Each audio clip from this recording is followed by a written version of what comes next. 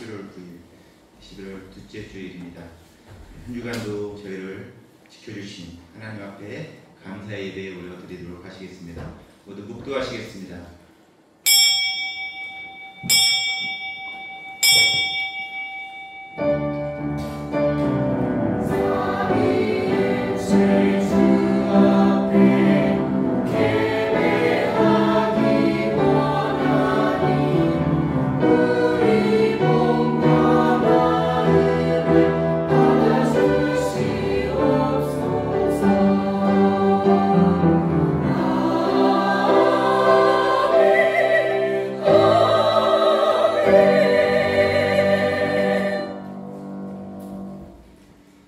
여호와의 집, 우리 여호와의 성전, 곧 우리 하나님의 성전들에 서 있는 너희여, 여호와를 찬양하라. 여호와는 선하시며 그의 이름이 아름다우니 그의 이름을 찬양할지어다. 사랑과 은혜가 풍성하신 하나님 아버지, 거룩한 하나님의 날, 저희도 오늘도 마음과 정성을 모아 주님을 예배할 수 있음에 감사를 드립니다. 깊어가는 가을 날씨 계속해서 쌀쌀해지고 추워지지만 저희도 이 시간 뜨거운 성령의 능력으로 주님을 사모하는 영을 채워주셔서 뜨겁게 찬양하고 예배하는 시간 되게 인도하여 주시옵소서. 한 주간 사탄마귀의 권세 앞에 흔들렸던 저희들의 연약함을 아시는 주님, 우리의 셀 수 없는 수많은 죄를 십자가의 보혈로 깨끗하게 씻어주시고 정결한 마음 주셔서 주님 앞에 설 수 있도록 주님의 선하심으로 이끌어 주셔서 이 예배가 온전히 주님 앞에 드려지게 하여 주시옵소서. 바쁘고 분주한 삶 속에서 흩어졌던 우리들의 마음을 모아 이 시간 주님만을 생각하며 바라보게 하시고 세상의 생각과 무거운 걱정, 근심 모두 주님 앞에 내려놓게 하시고 주님의 말씀 앞에서 우리의 영혼이 새 힘을 얻고 주님의 사랑으로 다시 살아갈 용기를 얻게 하여 주시옵소서. 예배의 순간순간마다 주님의 임재하심을 깊게 느끼게 하시고 찬양과 기도와 말씀 속에서 새롭게 변화되는 거룩한 시간 되게 인도하여 주시옵소서. 오늘도 선포되는 하나님의 말씀 속에서 내 인생 속에서 하나님의 진리의 말씀을 깨닫게 하시고 길이요 진리요 생명이신 예수님의 온전하신 구역의 역사를, 구원의 역사를 알아가게 하여 주시옵소서. 오늘도 드려지는 모든 예배에 위해 성삼위 하나님 홀로 영광 받으시길 바라오며 우리 구주 예수 그리스도의 이름으로 기도드립니다. 아멘. 네, 모두 일어나셔서 찬양 사장하시겠습니다.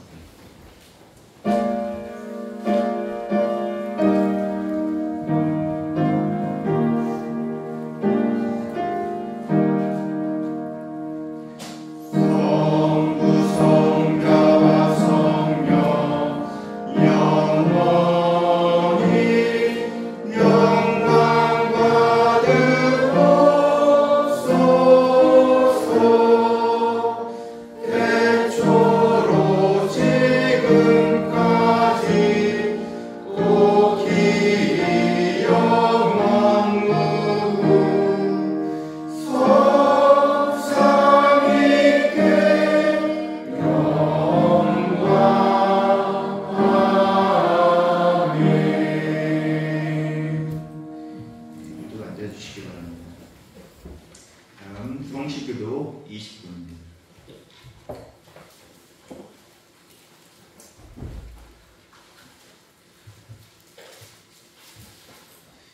본문 20번 시편 33편입니다. 교독하시겠습니다. 너희 의인들아 여호와를 즐거워하라. 찬송은 정직한 자들이 마땅히 할 바로다.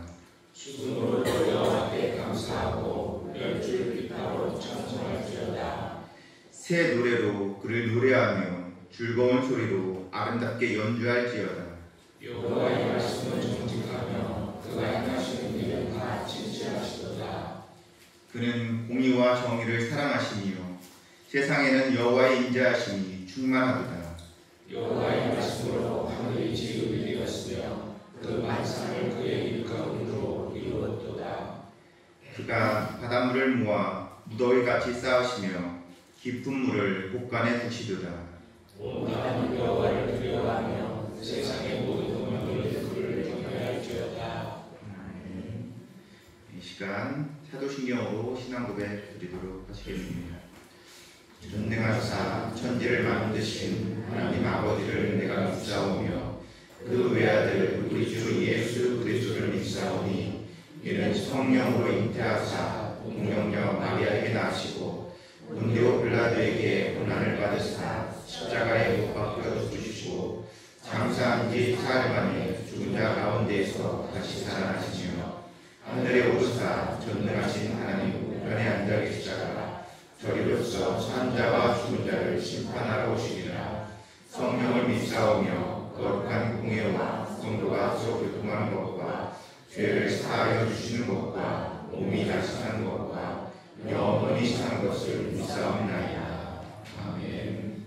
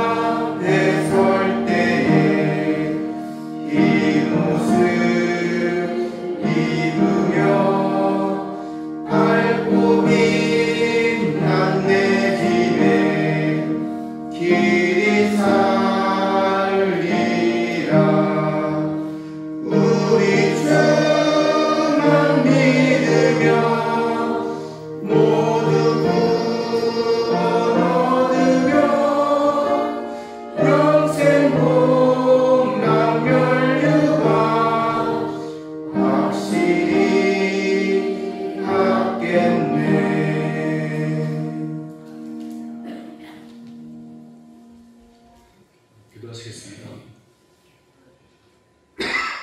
거룩하고 자비로우신 우리 아버지 하나님 감사합니다.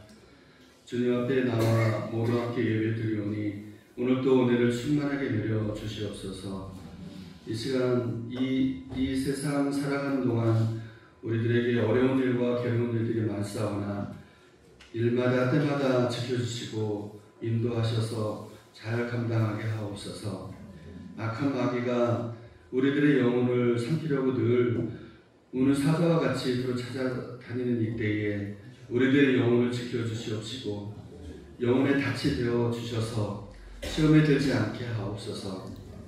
언제나 주님의 사랑의 날개 아래 품어 주시옵소서. 이 거룩한 예배에 온 몸과 온 정성을 모두 바칩니다.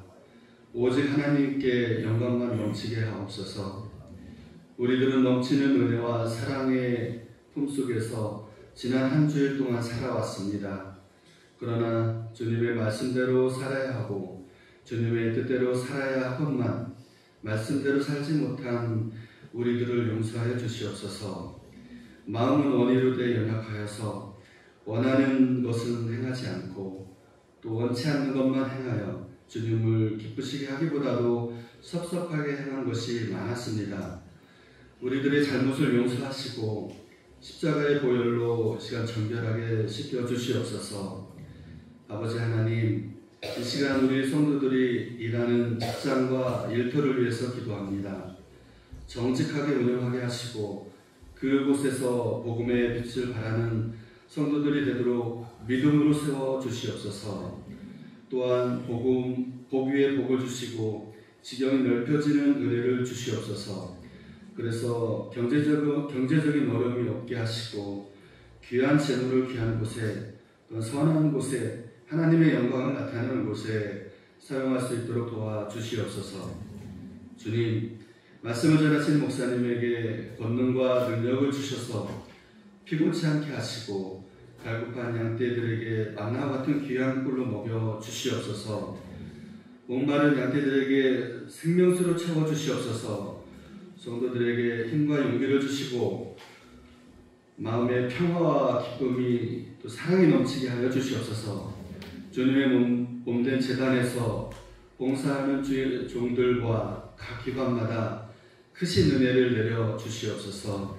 이 시간 질병으로 괴로워하는 이들이 있다면 건강을 주시옵시고 또 국방의 의무를 다하는 국군 장병들과 유정자들에게 은혜와 지혜를 주시옵소서. 이 나라 민족을 눈동자와 같이 지켜주셔서 이 민족 위에 복을 주신 하나님의 뜻을 헤아려 순종하게 하옵소서.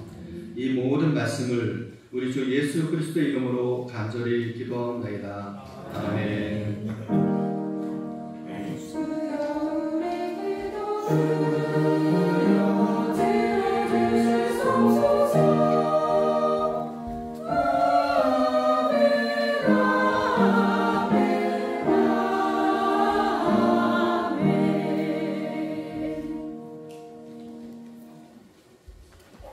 감사합니다. 다음 수요일 문답하시겠습니다. 오늘 54물음입니다. 주 우측 밑에 있습니다. 문답하시겠습니다. 제3계명이 명하는 것은 무엇인가?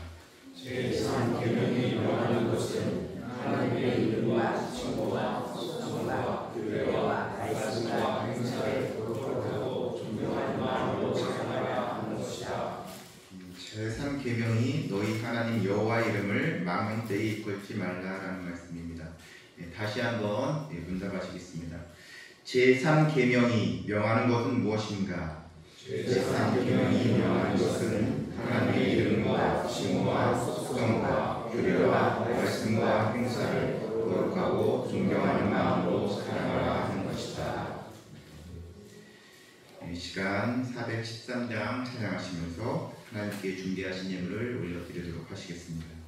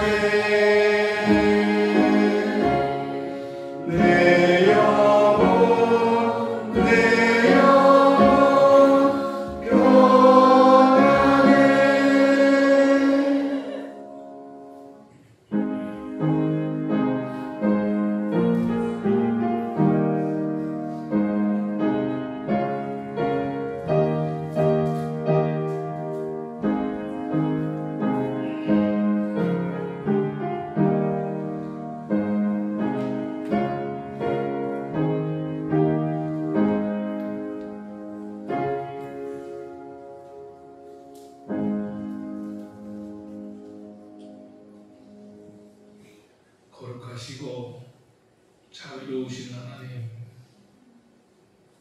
거룩하고 복된 주일을 허락하셔서 우리를 하나님의 교회로 인도하시고 하나님을 예배할 수 있는 귀한 은혜를 허락하심을 감사합니다.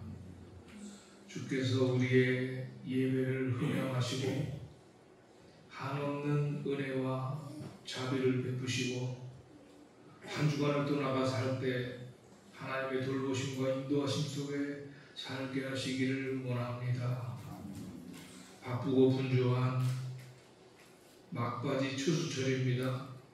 우리 성도들 끝까지 긴장하게 하옵시고 조그마한 불미스러운 사건, 사고도 발생하지 않도록 도와주시고 성도들의 건강과 안전도 책임져 주시옵소서. 하나님 아버지, 지금 필리핀에 우리 황창순 선교사님 교회, 다급한 시티에 있는 롬보스빛 교회 근동에 강한 태풍이 불어온다는 소식이 들어왔습니다. 기도를 의탁하고 부탁하는 문자를 보았습니다. 우리 황 선교사님 교회 롱보스 라이트 처치를 붙들어 주셔서 태풍 피해 없게 하여 주시고 그곳에서 예배하는 우리 귀한 성도들 안전도 책임져 주시기 원합니다. 주께서 이 시간 우리 성도들 주님 앞에 예배할 때 드린 모든 예물을 흠양하시고 우리 모든 신앙의 고백을 담아 드리는 11조 예물 그리고 감사하여 드리는 예물 우리 일상에 고마운 은혜를 담아 드리는 주일 헌금 다 주님 받으시고 한량없는 은혜로 채워 주시옵소서.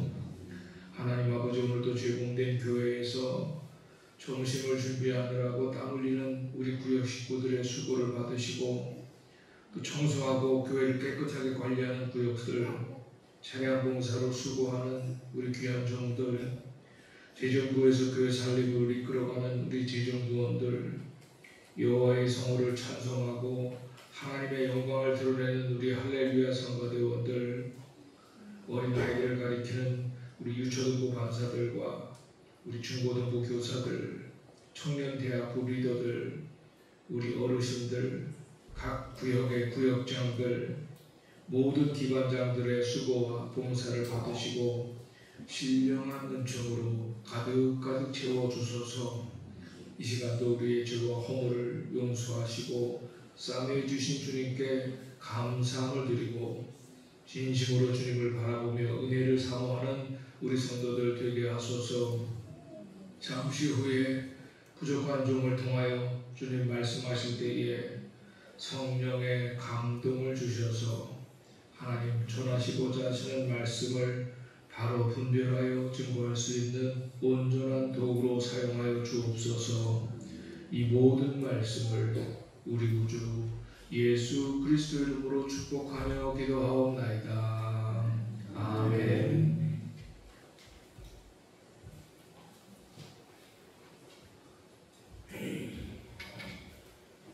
예, 감사합니다.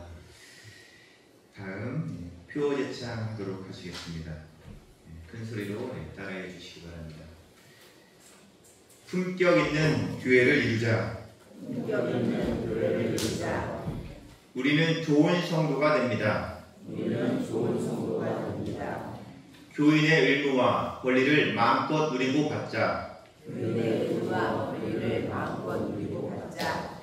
나라를 위하는 우리가 됩니다. 나라를 위하는 우리가 됩니다. 나라 없이 가정 없고 교회가 온전할 수 없다. 나라 없이 가정 없고 교회가 온전할 수 없다. 지역을 섬기는 교회가 됩니다. 지역을 섬기는 교회가 됩니다.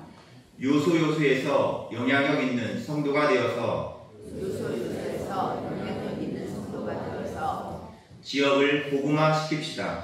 지역을 복음화시킵시다. 헌신적인 성도가 됩시다. 헌신적인 성도가 됩시다.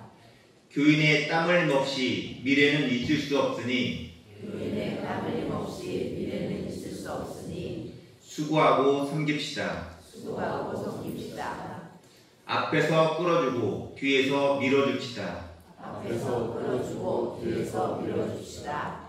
구원의 서정을 성취해 나아가는 구원의 서정을 성취해 나가는 모두가 되십시다. 모두가 되십시다.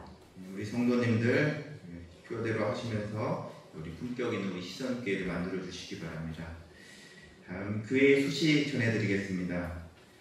다음 주는 추수감사절로 지킵니다. 성례식이 있습니다. 그리고 11월 청소는 3구역에서 봉사합니다. 오늘 점심은 3구역에서 섬기십니다. 다음 주는 연합으로 수고하시겠습니다. 그리고 다음 주일은 복지 예물 주일입니다.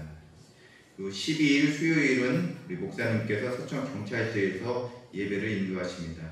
또 26일 또 서천 경찰서 추수감사 예배가 있습니다. 위에서 기도해 주시기 바랍니다. 그리고 오늘 대예배 후에 3, 4분기 정기 재직회로 소집합니다. 광고에는 없는데요. 지금 사랑나는 찬양 콘서트 뒤에 그 포스터가 붙어 있는데요. 저희 교회로 콘서트 티켓이 좀 몇 장이 왔습니다. 한 장에 10,000원씩인데요. 우리 성도님들 날짜가 2025년 12월 13일 오후 3시부터입니다. 가시고 싶은 분들 계시면 저한테 오셔서 10,000원에 가져가시면 되겠습니다. 그리고 다음 주일 추석 감사주일 정교인 윷놀이를 할 예정입니다. 이것은 이혼숙 관장님께서 잠시 설명해 주시겠습니다.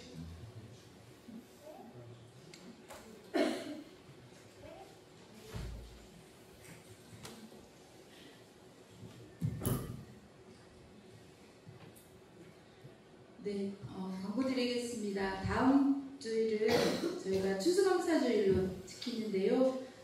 특별히 그 오후 예배 후에 감사주일 기념 정교인 윷놀이 친교 행사를 갖고자 합니다.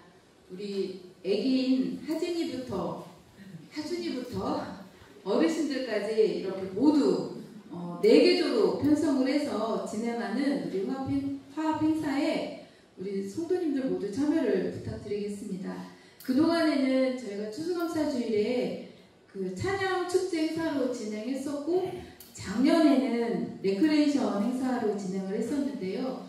올해에는 우리 어른 성도님들께서 윷놀이를 더 좋아하실 것 같다라고 하는 그 의견들이 좀 많이 있었습니다. 그래서 어른 성도님들이 좋아하실 것으로 예상하는 윷놀이 행사로 진행하고자 하고, 또 윷놀이 행사 때 저희가 교회 다니지 않는 그런 친구들도 초청을 해서 함께 윷놀이 행사를 진행할 그런 계획입니다. 우리 위에서도 관심과 기도 부탁드립니다. 상품도 푸짐하게 준비하겠습니다. 네, 감사합니다. 네, 우리 성도님들 다음 주일 꼭 예배 참석하시고 또 윷놀이도 같이 참석해 주셔서 같이 교제하는 시간 가졌으면 좋겠습니다. 이상 교회 소식 마치겠습니다. 오늘 하나님께서 주신 말씀 찾아보시겠습니다. 창세기 6장 11절에서 20절 말씀입니다. 구약성경 8페이지입니다.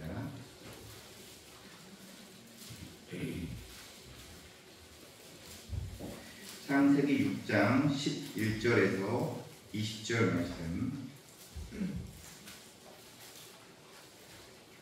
찾으셨으면 교독하도록 하시겠습니다. 그때 온 땅이 하나님 앞에 부패하여 포악함이 땅에 가득한지라. 하나님이 오신즉 땅에 부패하였으니 이는 땅에서 모든 혈이 있는 자의 행위가 부패하였더라. 하나님이 노아에게 이르시되 모든 혈육이 있는 자의 포악함이 땅에 가득함으로 그 끝날이 내 앞에 이르렀으니 내가 그들을 땅과 함께 멸하리라. 너는 목표를 하고 너를 위하여 방주를 만들되 그 안에 칸들을 막고 너처를 그 안에 치우라. 내가 만들 방주는 이러하니 그 길이는 300규빗, 너비는 50규빗, 높이는 30규빗이라. 거기에 창을 내되 위에서부터 한 규빗을 내고 그 문 옆으로 내고 상중하 상추로 할지니라. 내가 홍수를 땅에 일으켜 무릇 생명의 기운이 있는 모든 육체를 천하에서 멸절하리니 땅에 있는 것들이 다 죽으리라. 그러나 너와 내가 여덟에서 되니 너는 내 아들들과 내 아내와 내 며느리들과 함께 그 방주에 들어가고 혈육 있는 모든 생물을 너는 각기 암수 한 쌍씩 방주로 이끌어들여 너와 함께 생명을 보존하게 하되 새가 그 죽는 대로 가축이 또 죽는 대로 땅에 있는 모든 것도 죽는 대로 각기 둘씩 내게로 나오니 그 생명을 보존하게 하라. 아멘. 이 시간 할렐루야 성가대에서 하나님께 찬양 올려드리도록 하시겠습니다.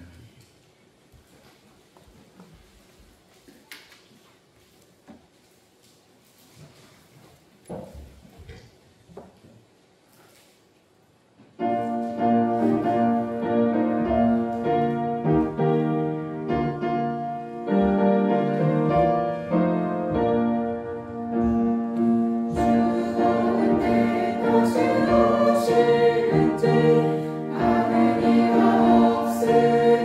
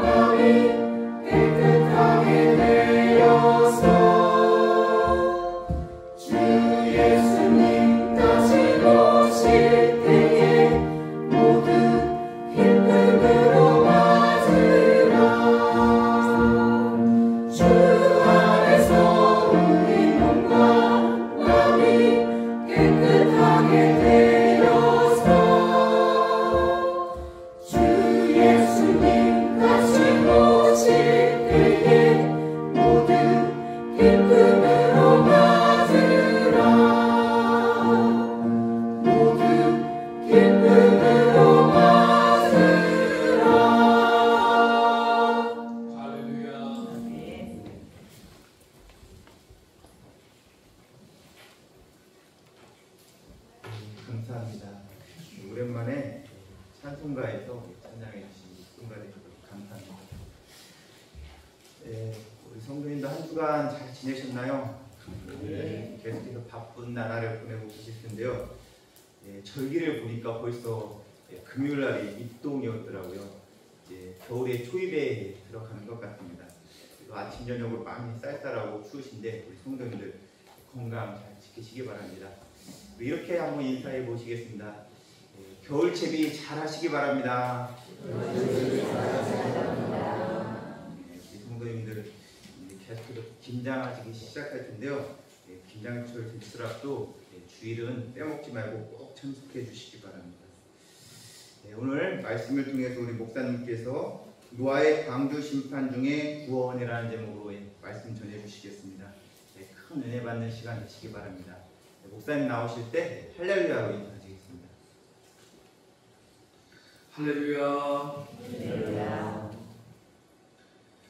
오늘 말씀 제목에 노아의 방주라고 하는 단어가 나오죠. 노아의 방주.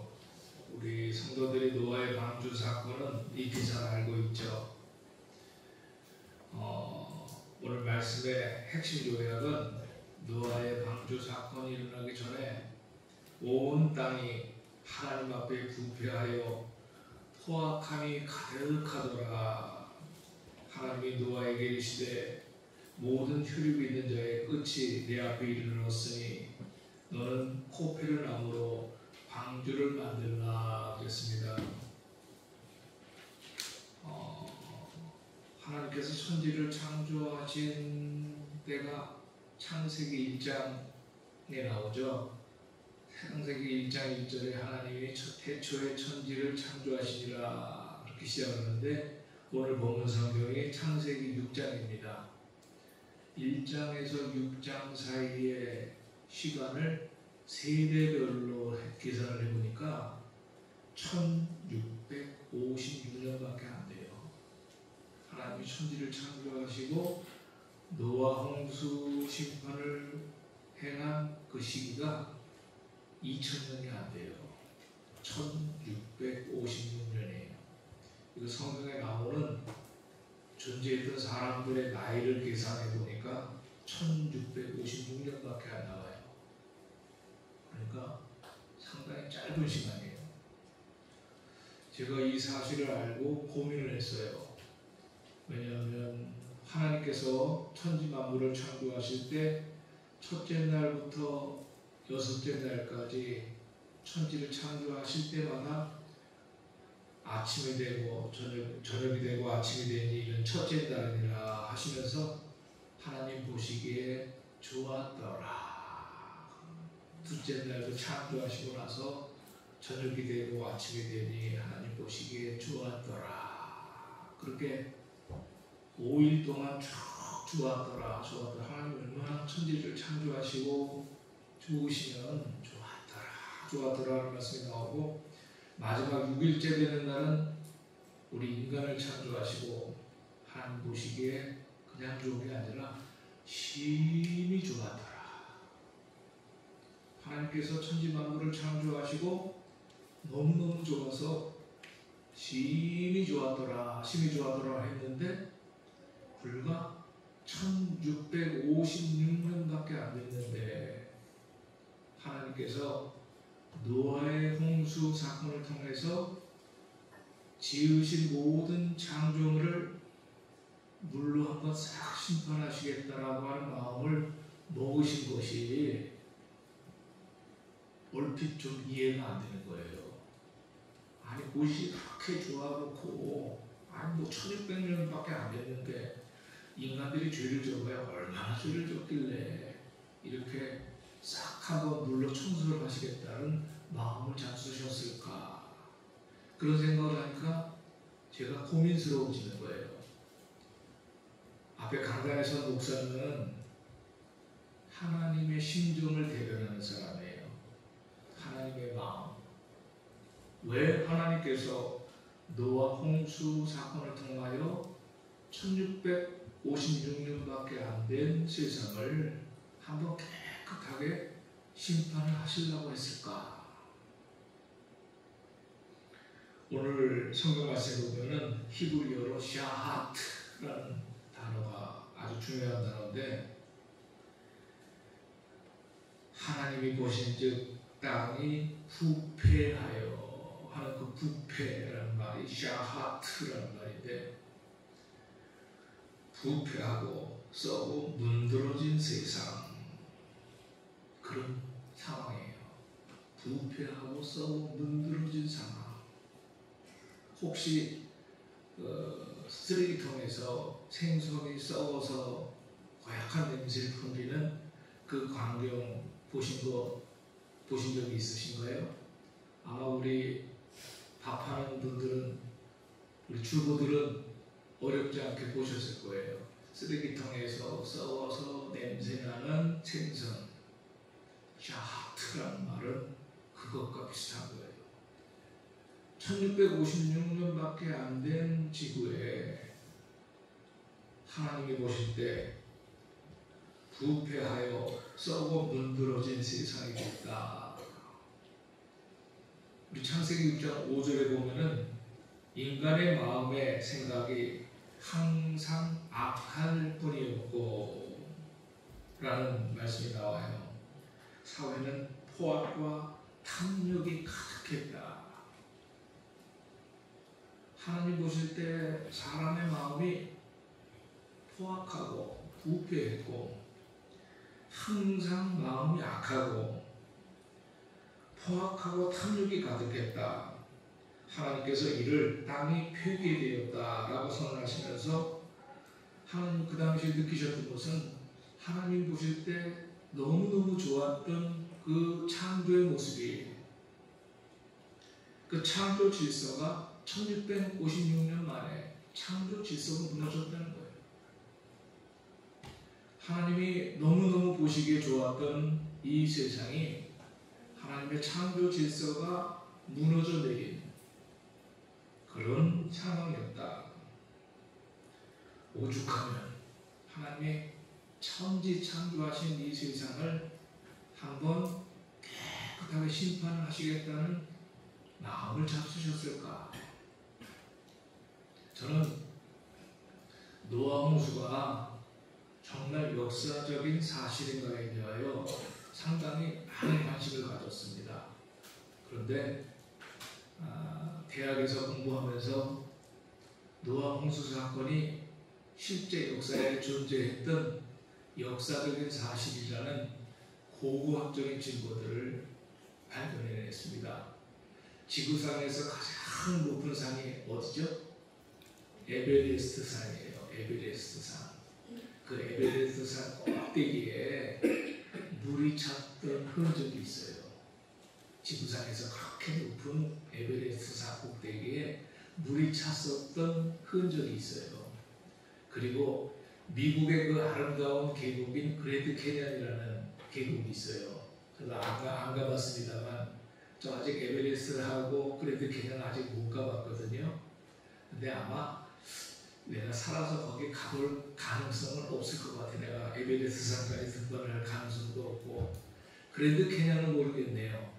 근처에 가다가 꼭대기까지 올라가 보지 못할 것 같은데 그랜드 캐니언이라는 그 협곡에도 상당히 높은 그 산 꼭대기까지 물이 찼던 흔적이 있어서 고고학자들, 그런 역사적인 증거들을 보면서 연구하는 학자들은 적어도 불신자들, 학자들 가운데 그런 말을 합니다. 물론 성도들, 예수 믿는 학자들은 금방 그것이 노아 홍수라는 걸 알지만 불신자들 가운데 과학자들은 그걸 노아 홍수라고 말하진 않아요. 그런데 불구하고 그들은 이렇게 표현합니다.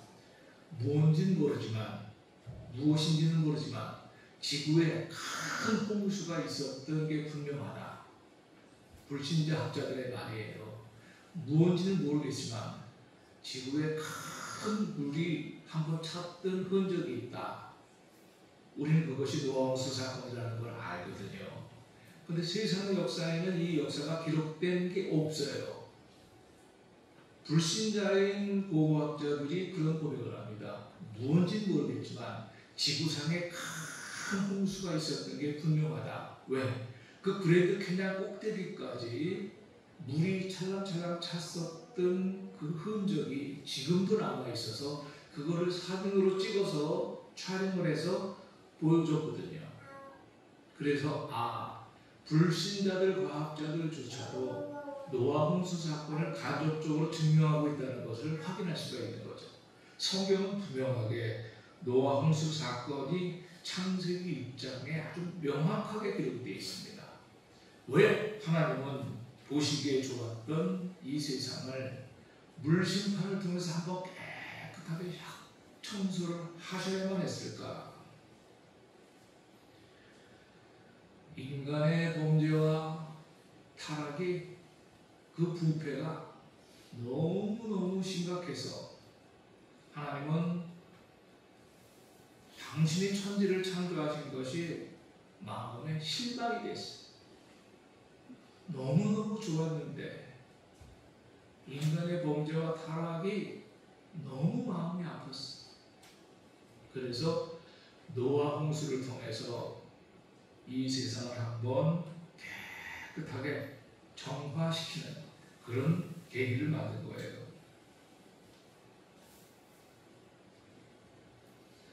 그런데 놀라운 것은 여러분, 우리 인간의 타락, 이 샤하트라는 이 상태는요, 노아 홍수 상황이나 지금 우리가 살아가는 이 세상의 상황이나 사람은 똑같아요. 제가 이번 주 수요일 날 우리 서천경찰서에 가서 경찰관들 예배를 인도해야 되거든요. 예배를 인도하는 것 때문에 우리 서천군 우리 경찰들한테 어떤 설교를 할까 한 주간 동안 준비를 하다가 우리 서천 경찰들한테 꼭 이 얘기 해줘야 되겠다 하는 생각이 들었어요. 어떤 얘기냐면 지금 우리나라가 상당히 시끄러워요. 우리는 시골에 있으니까 시끄러운지 조용한지 모르지만 서울 한복판 가면은 엄청나게 시끄럽대요. 그래서 우리 대한민국 안에 한 50만 명 정도가 대한민국 안에 50만 명 정도가 우리나라가 체제가 전복될까봐 상당히 불안해하고 있어요. 쉽게 말해서 우리 자유대한 우리 자본주의 국가인 민주주의 국가인 우리나라가 사회주의화 또는 공산주의화 될까봐 상당히 불안해하고 있어요. 우리나라 전체 인구가 한 5천만 명 정도 되는데 한 50만 명 정도가 아주 극히 불안해하고 있어요. 그분들이 불안해할 만큼 그런 요소가 제가 볼 땐 충분히 있어요. 체제가 불안해. 잘못하다가 이거 사회주의화 되는 거 아니야, 공산주의화 되는 거 아니야 라는 불안감을 느끼고 있어요. 50만 명이 대한민국 안에. 그런데 저만이 아는 게 하나 있어요. 저는 북한에 관심이 많아요. 저는 선교대학원에서 북한에 관한 논문을 썼거든요. 그래서 지금도 북한에 관한 거를 항상 예의주시해서 보고 있는데 너무 똑같은 거예요. 지금 북한도 50만 명 정도가 북한 체제가 붕괴가 돼가지고 대한민국의 흡수통이 될 거에 대한 불안감을 느끼고 있어요. 너무 웃기지 않습니까? 북한에서도 체제 불안을 느끼고 있는 사람이 50만 명이 있고요. 대한민국 안에서도 체제 불안을 느끼고 있는 사람들이 50만 명이 있어요. 너무 웃기지 않습니까? 아니, 우리는 좀 그렇다 치더라도 북한은 굶어 죽는 사람들도 아직도 있고 다들 불안해하는데 거기서는 오히려 밑바닥에 사는 사람들은 막 빨리 먹혀서 우리나라 밥 좀 잘 먹는 나라 됐으면 좋겠다는 생각을 하고 있지만 그래도 북한 사회에서도 엘리트층이라고 하는 50만 명 정도 꼭대기에 있는 사람들은 대한민국한테 먹힐까봐 걱정하고 있어요. 김정은이를 통한 그 북한의 지도자급들은 그런 불안감을 느끼고 있어요. 똑같이 우리 대한민국 안에서도 한 50만 명의 상류사회에 살고 있는 사람들이 우리나라가 사회주의화 되는 거 아닌가, 공산주의화 되어지는 게 아닌가 불안감을 느끼고 있어요. 그래서 저는 그런 생각이 들어요. 야, 하나님은 우리 민족을 향하여 어떤 큰 뜻을 가지고 계시구나. 그런데 왜 우리가 이렇게 남한은 남한대로 북한은 북한대로 똑같은 불안감을 느끼고 있을까? 그런 생각을 하다 보니까 우리 속에 있는 이 영적인 부패가 이런 불안감을 만드는구나. 배가 부르게 사는 사람들도 불안하고 배 골고 사는 사람들도 불안하고 초조하고 언제 무슨 일이 일어날지 모르는 것에 대한 막연한 불안감 같은 걸 느끼는 것은 똑같더라는 거죠. 하나님께서 노아 홍수 사건을 통해서 1656년밖에 안 된 지구를 모든 생명체를 노아의 식구들 외에는 싹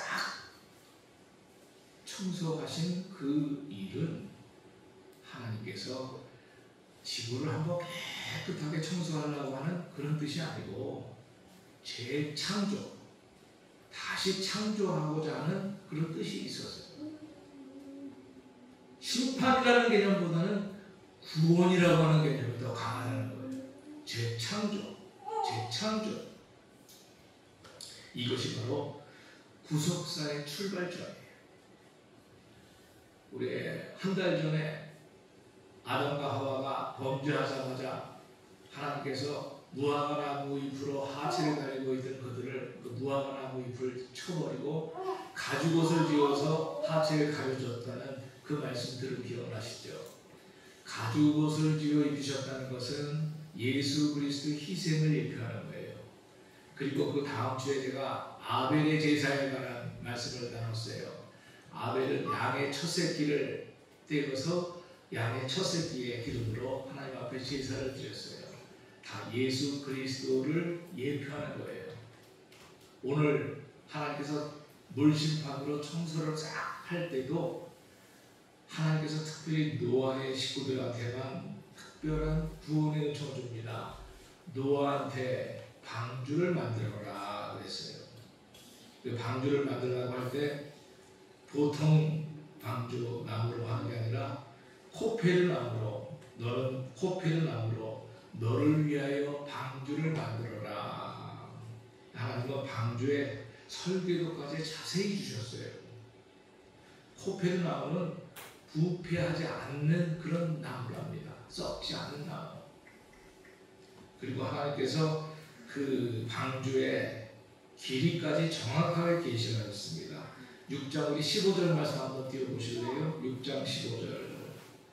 네가 만든 시작. 네가 만든 방주는 이러하니 그 길이는 300규빗, 너비는 50규빗, 높이는 30규빗이다. 하나님께서 방주를 만들어라 하고서 그냥 명령만 하신 게 아니라 크기까지 자세히 계시하셨어요. 노아의 방주의 크기는 길이가 300규빗, 너비는 50규빗, 높이는 30규빗. 이 규빗이라고 하는 단위는 정확하게 지금 환산하기는 좀 어렵습니다만 이 길이와 높이와 넓이를 보면은 기가 막힌 형태 모형이에요. 얼마 전에 제가 우연히 그걸 알게 됐는데 대한민국에서 배를 가장 잘 만드는 저 거제도에 있는 조선소에 근무하는 분들이 어떻게 배를 만들어야 가장 저항을 안 느끼고 바다에서 배가 슉슉슉 나갈 수 있는 배를 만들까? 이렇게도 만들어보고 저렇게도 만들어보고 별별 배를 다 만들어 봤는데 성경에 계시된 대로 길이가 300규빗, 너비가 50규빗, 높이가 30규빗 정도 되는 요 비율로 배를 다 만들었더니 물의 저항도 안 느끼고 배가 아주 잘 흘러가는 가장 모범적인 배가 됐다는 말을 제가 조선공학 하는 사람들한테 들었어요. 아, 하나님께서 노아한테 계시해 줬던 이 방주가 그런 과학적인 완벽한 의미의 뜻이 있구나. 그래서 성경은 하나님의 초자연적인 역사로 계시된 말씀이고 현대 과학이나 어떤 지식으로도 알 수 없는 하나님의 지식이 함축되어 있는 거라는 걸 알게 되는 거죠.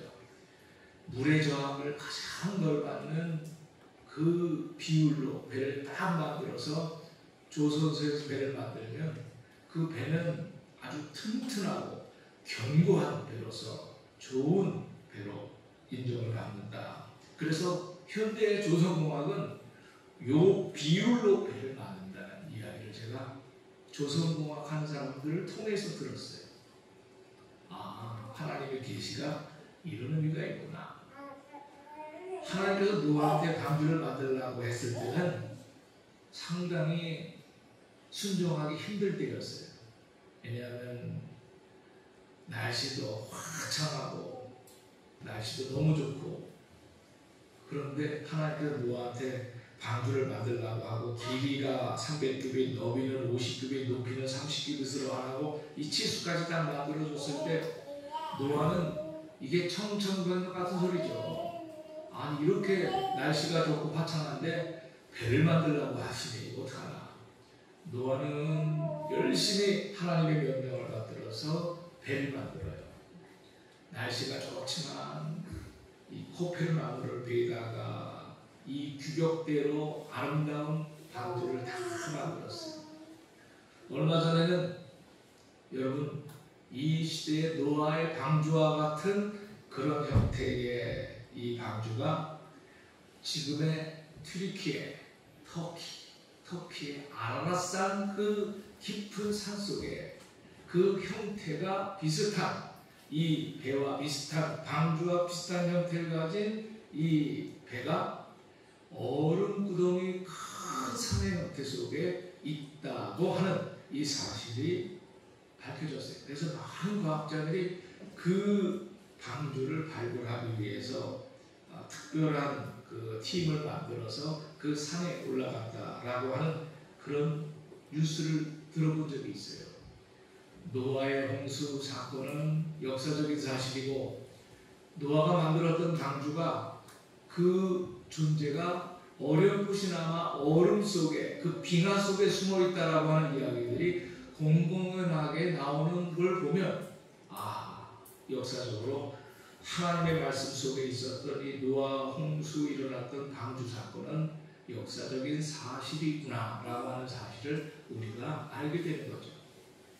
그런데 우리가 생각해 봐야 되는 것은 이 노아의 방주 사건은 하나님의 특별한 계시예요. 구속사적으로 상당히 중요한 의미를 가지고 있는 거예요. 구속사적으로. 가죽옷 사건, 아벨의 기름으로 제사를 드린 사건, 그리고 창세기 6장에 나오는 노아 홍수 사건은 천지만물을 창조하신 하나님의 구원 계획에 대한 구체적인 정보와 지식이 차곡차곡 흐르고 있다는 걸 보죠. 통시적으로 그 말씀이 쭉 이어가고 있다는 그 흐름이죠. 하나님께서 이 구속사의 출발점으로 노아의 방주를 만들라고 하는 것은 아주 분명하게 노아의 방주 사건은 그리스도의 모형이에요. 노아의 방주에 들어가면 사는 거고 노아의 방주에 못 들어가면 물에 의하여 완전히 다 모든 생명이 다 죽음을 당한 거예요. 노아의 방주는 오늘날 현대 하나님의 교회예요. 영적으로 하나님의 교회예요. 하나님의 교회를 멀리하면 안 될 이유가 바로 여기 있는 거예요. 예수 그리스도를 구주로 고백하는 사람들의 모임인 교회. 노아의 방주에 들어오면 사는 거고 노아의 방주를 멀리하면 심판이에요. 너무나 명확한 거예요. 당시의 땅이 하나님 앞에 폐기하여 포악이 가득하여 인간의 죄는 도덕적 타락이 아니라 창조 질서에 대한 무시무시한 반역이었습니다. 하나님의 형상으로 지음을 받은 인간이 폭력과 탐욕으로 세상에 더럽혀졌어요. 그런 가운데 하나님께서는 이 홍수 심판을 통해서 창조를 다시 하시겠다고 하는 그 놀라운 섭리를 가지고 계셨던 거예요. 너는 꽃피는 나무로 너를 위하여 방주를 만들되 하면서 말씀하셨던 것은 하나님은 방주의 설계도까지 주시면서 꽃피는 나무에 의하여 이 부패하지 않는 나무를 통해서 그리스도의 의를 상징하는 이 나무를 만들어서 구원을 시키려고 하는 그런 놀라운 계획을 가지고 계셨다는 사실입니다. 특히 방주를 보면 세 층의 구조로 되어 있는데 바로 이 세 층의 구조는 성부와 성자와 성령 하나님의 삼위일체적 구원의 완전성을 상징하는 겁니다. 맨 위에다가 하나 창문을 만들어라 그랬어요. 창을 만들라고 한 것은 하나님께 시선을 두라는 상징이에요.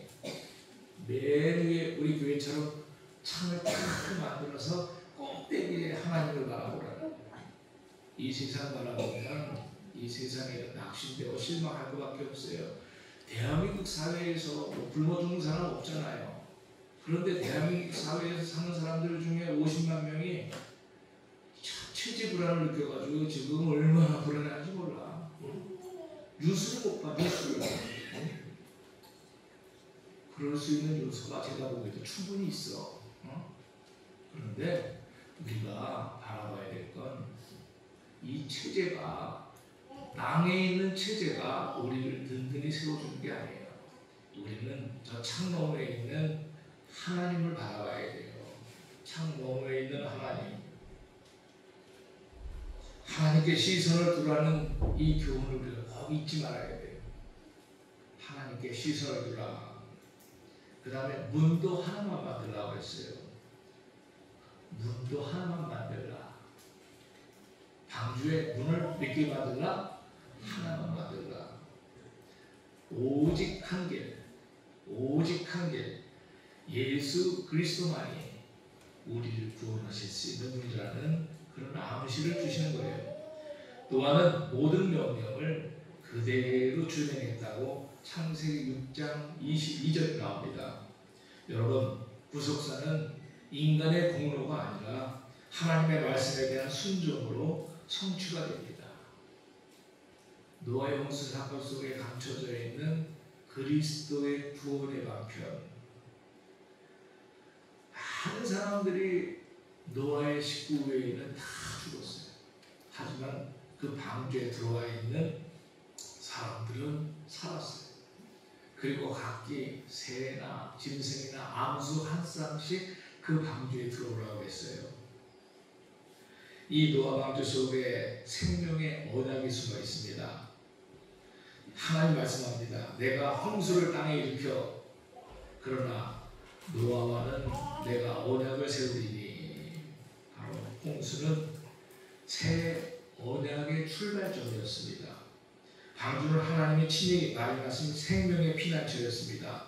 노아가 짐승과 새를 종류대로 태우는 것은 창조 질서의 보존과 미래 구속의 씨앗 보존을 뜻합니다. 여기서 언약이라고 하는 단어 메리트가 처음 등장하는데 이것은 훗날 예수 그리스도의 새 언약의 모형입니다. 즉 노아 언약은 은혜 언약의 예표로서 방주는 그리스도의 몸이고 그리고 홍수는 죄에 대한 심판과 세례의 상징입니다. 놀라운 것은 이 홍수 사건이 모든 게 끝난 사건이 아니고 그 사건을 통해서 하나님께서 재창조를 이루셨다는 사실입니다. 예수 그리스도를 통해서 하나님은 새로운 창조를 만드시려고 하는 그 놀라운 계획을 가지고 계셨던 거예요. 얼핏 보면 노아 홍수 사건을 통해서 모든 것이 다 물로 심판을 당하고 없어질 거라고 하는 것 때문에 끝났다고 생각할지 모르지만 하나님의 뜻은 예수 그리스도를 통하여 새로운 창조를 하시겠다고 하는 그 놀라운 섭리를 가지고 계셨던 겁니다. 이렇게 물심판을 통해서 하나님은 노아의 가족들 외에 그리고 노아의 방주 속에 들어왔던 짐승들 외의 모든 생명체는 다 물로 심판을 받았습니다. 하지만 노아의 방주에 들어와 있던 사람들과 짐승들은 생명을 잇는 역사가 일어납니다. 우리는 너무나 상식적으로 잘 알고 있는 역사입니다. 하나님께서 심판하시고 노아 홍수 사건을 마감할 때쯤 돼서 우리가 잘 알다시피 인간에게 특히 노아와 노아의 가족들에게 놀라운 사인을 보여주셨어요. 그 사인이 바로 무지개예요. 무지개 빛이 몇 별? 뭐죠? 8, 주, 노, 초, 파, 남, 보. 몇 가지? 7가지. 한번 색깔 한번 대보세요. 빨주 시작.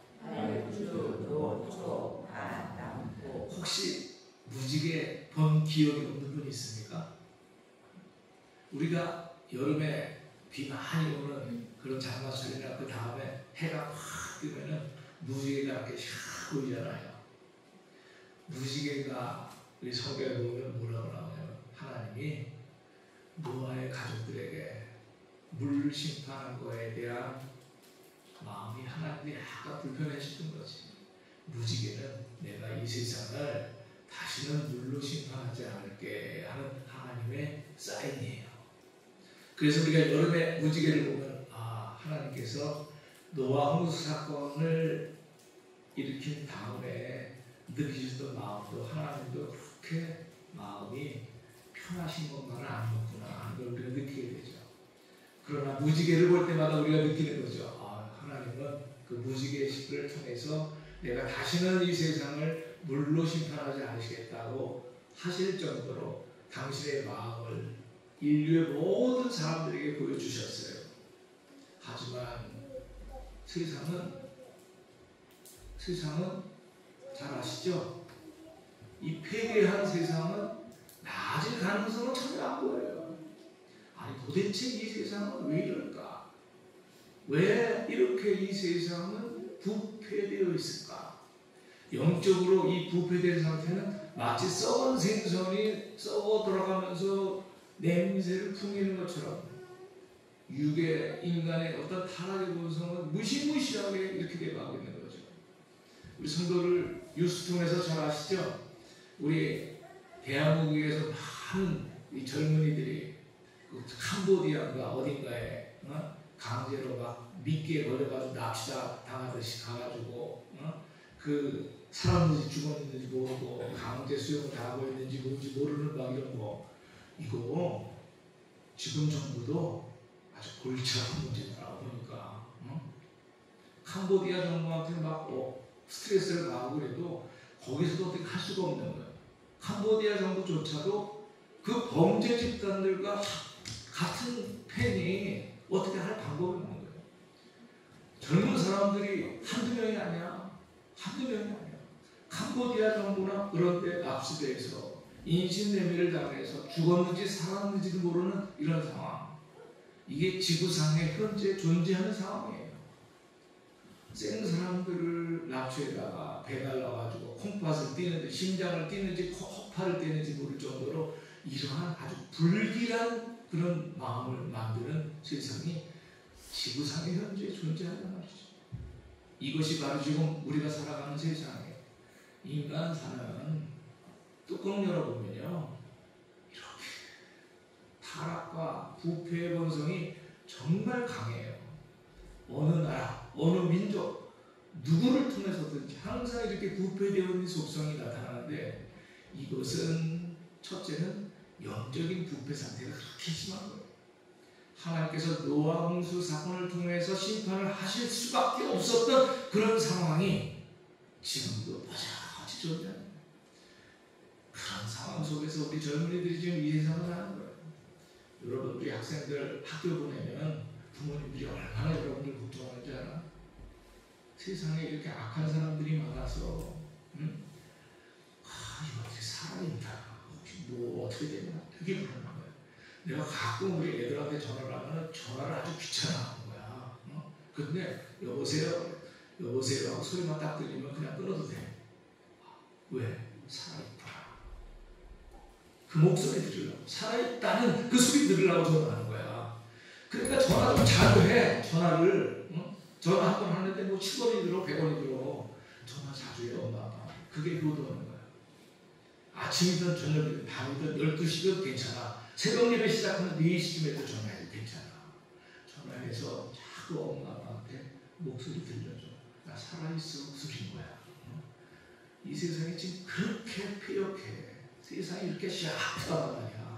그러니까 여러분들이 자주 얘기해주고, 돈이 좀 많이 들고 차비가 많이 들어도 주말마다 집에 와.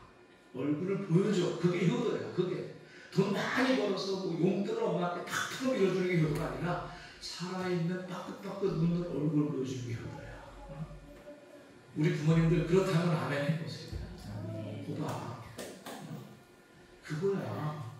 부모는 자식이 살아있다라고 하는 그것만 알면 마음에 흡족해. 하도 캄보디아 사고 같은 게 많이 일어나니까 이 세상이 그래. 북한에 있는 우리 국민들은 어떨까? 그 러시아에다가 괜히 그 생떼 같은 아들들을 마냥 몇만 명을 몇십만 명을 보내가지고 거의 다 죽어가는.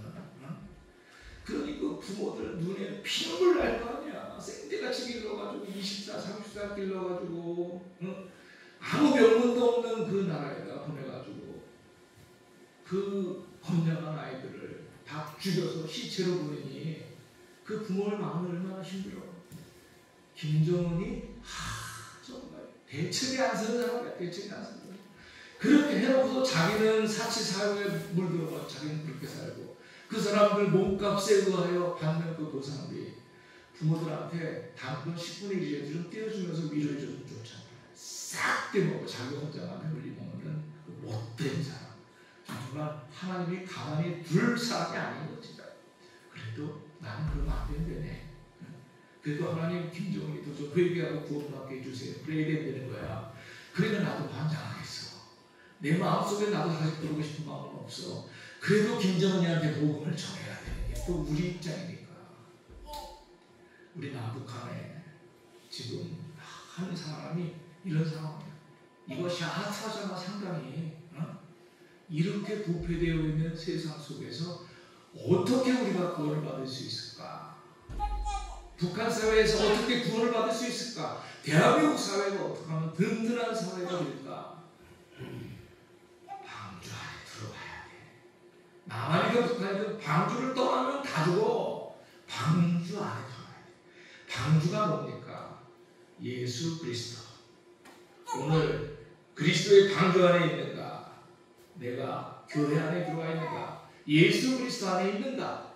그 창조의 가죽옷 사건부터 일어나서 지금까지 내가 그리스도 안에 있는가? 이것만이 아주 중요한 거죠. 그런 북한 사회에 어떻게 복음을 전할까?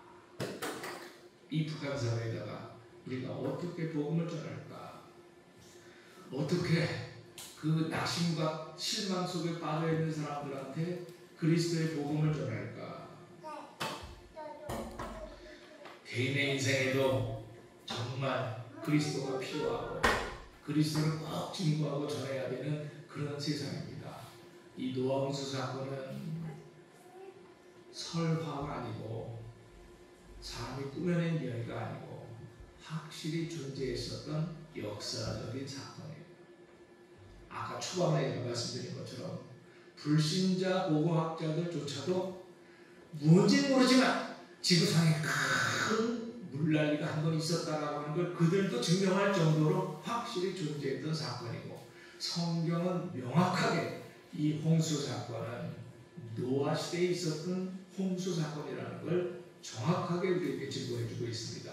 사랑하는 성도 여러분, 우리는 이 노아 홍수 사건을 통해서 이 방주 사건은 심판 중에도 하나님은 구원시키려고 하는 큰 뜻을 가지고 있었다는 걸 깊이 기억하면서 사랑하는 성도들, 힘들고 어려워도 교회에 근처 계셔야 됩니다.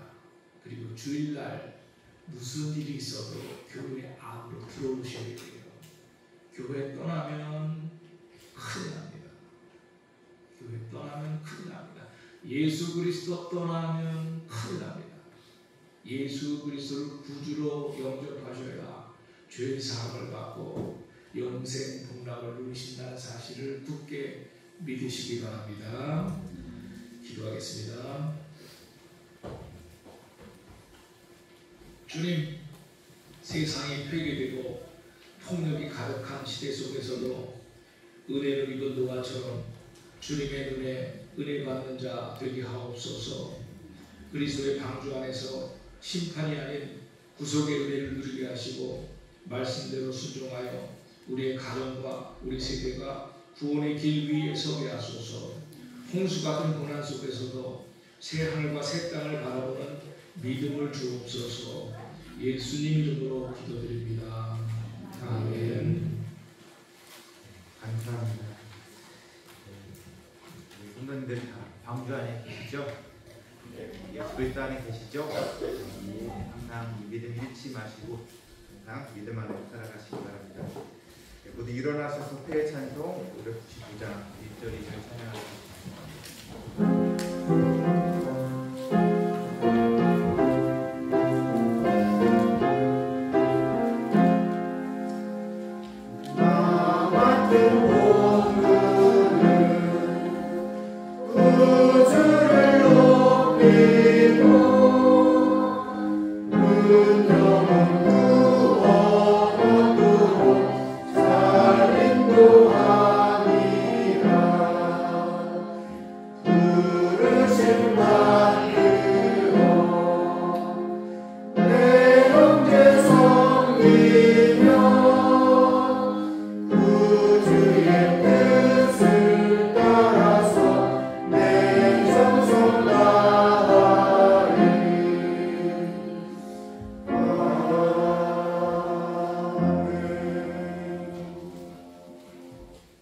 목사님 축도하심으로 2025년 11월 9일 예배를 마치도록 하겠습니다. 지금은 우리 구주 예수 그리스도의 크신 은혜와 하나님 아버지의 그 만극하신 사랑하심과 성령님 교통 위로 충만하신 은혜가 거룩하고 복된 날 하나님 앞 예배를 마치고 돌아가는 당신의 종들 머리 위에 이제로부터 영원토록 함께 있을지어다. 아멘.